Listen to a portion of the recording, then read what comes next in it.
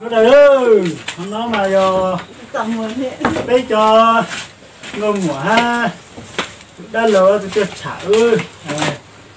nó nói chúng mình để bây tiếp tục ở xe mới cho sổ vớt cho sổ để lo sai ơi, bắt đầu vô mùa học chơi nữa ta, tao cho xì hết, tao mù sư, lấy chị em đấy xong nó nói gì lấy mình chỉ chứa gì, chỉ một quầy ta lấy chế ơi ta. Kia sẽ là to đi ư, sẽ cho tí xem mình lúc đó chỉ là chỉ họ hại tư, nó luôn. Lúc nó cái tụi một hồi chơi cọ từ cái gì hết, tụi muộn là ta, chừng chúa từ cái gì hết, tụi muộn nhá là nó cái chừng nữa có chạm thì đòn nhá được cái tên mà đi cho cá mồ đòn lấy họ chơi ta tên mà cho cá lò, trong sen tàu bây giờ có cứ điวันนึงอาจจะอีตัวลุยตัวเบาเลยเป็นเนาะจงเสียชับเลยคือเก่าหัวพี่ให้จังก็หมดดอนนูย้อนเนี่ยที่เช่นใดผู้ขาเขาไปหล่อมาจะหล่อชุดเช่นใดอย่าน้อยอย่าผู้ตัวอย่ายี่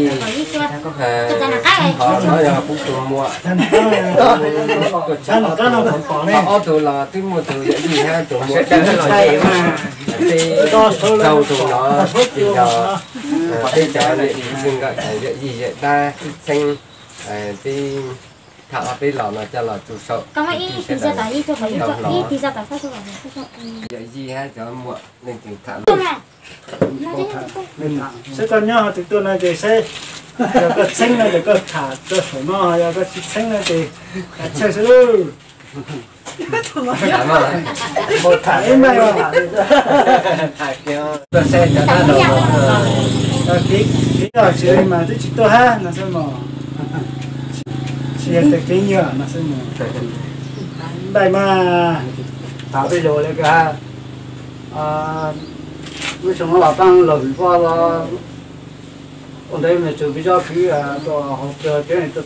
怎么都好啊，就长的那人啊，什么的拉下来就长，洗来不是菜给你嘛，我就给到肉，cái lò